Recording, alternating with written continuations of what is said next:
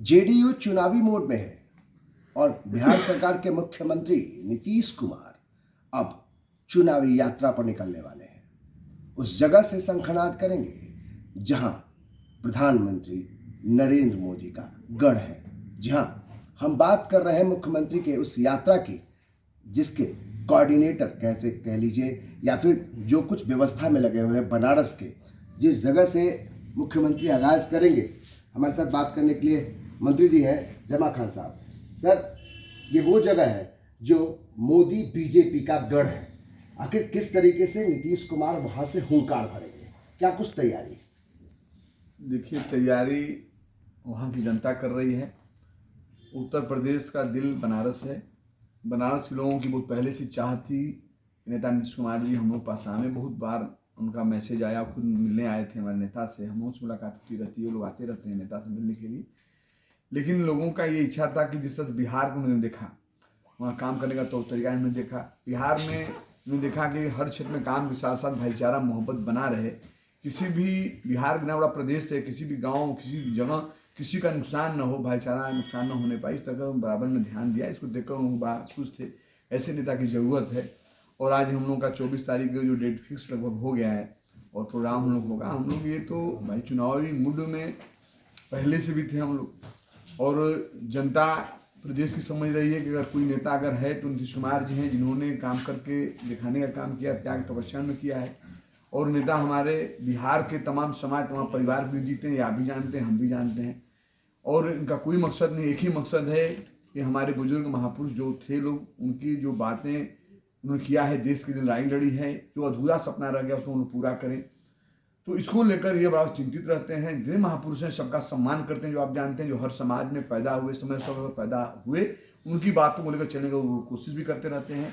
लेकिन जो दिल्ली लोग बैठे हुए हैं, मुझे कहने में हिचक नहीं है, उनका इस बात का ध्यान नहीं देते। उनसे सिर्फ मतलब है वोट से, अपने कुर्सी से।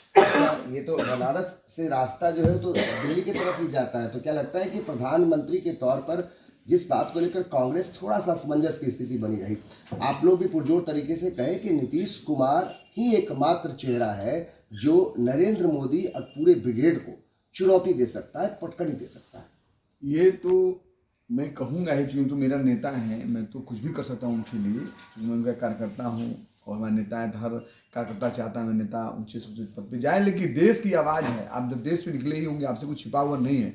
देश की आवाज़ है, प्रदेश की आवाज़ है कि ऐसे नेता की जरूरत है जो दिल्ली में बैठे नेतृत्व करे, जो देश को संभाले। और हमें लगता है इसी से देश तैयारी कर रही है। जो बनारस का हमने शुरुआत की है, जो बनारस में हम लोग जा रहे हैं, जो वहाँ के लोगों ने शुरुआत की है, निश्चित तौर पर वो फैसला वहाँ शुरू होगा। और मुझे उम्मीद नहीं, भरोसा है कि बनारस से साथ साथ कई जगह लोगों जो डिमांड कर रहा है, कई जगह प्रोग्राम में होंगी। और हम लोग चाहते हैं, हमारी एक ही लड़ाई है कि देश बचे, संविधान बचे, लोकतंत्र पे जो खतरा है। यानी बनारस से सीधे हस्तिनापुर पर कब्जा? एकदम, ये जनता की कब्जा है, जनता का एक परिवर्तन की लहर है। जनता की परिवर्तन जो लहर बन रही है, हमारे नेता के नेतृत्व में, नीतीश कुमार जी नेतृत्व में ये परिवर्तन होने जा रहा है, लहर बन चुका है, जो आप जानते हैं।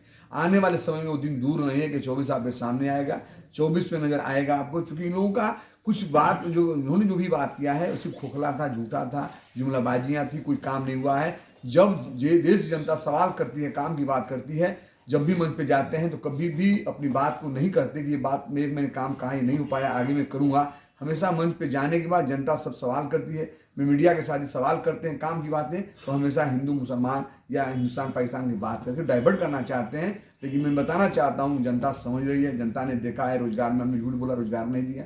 आपने कहा 20 लाख रुपया अकाउंट में जाएगा, वो आपने झूठ बोला। आपने कहा काले धन वापस आएंगे, वो झूठ बोला। महंगाई कहाँ चलेगी, उसमें कोई चर्चा ही आप नहीं करते हो। इसलिए जनता समझ रही है। जनता 24 में केवल नीतीश की बात? एकदम 24 में पूरा युवा, हमारी महिलाएं, हमारी बहन, हमारे भाई, सारे लोग देश के लोग तैयार हैं कि नीतीश नीतीश नीतीश। तो ये स्पष्ट कर दिया है अब जेडीयू ने कि नीतीश कुमार के चेहरे पे ही बीजेपी को पटकनी, नरेंद्र मोदी को पटकनी देने की एक तैयारी है। और अपना जो एक मकसद है, जो एक उद्देश्य है, इसमें बनारस से वो रास्ता दिल्ली यानी तख्त हस्तिनापुर तक जाता है।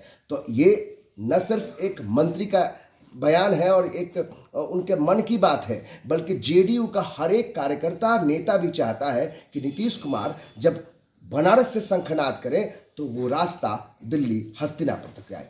कैमरा पर्सन राजेश के साथ अमित कुमार सिंह, कशिश न्यूज़, पटना।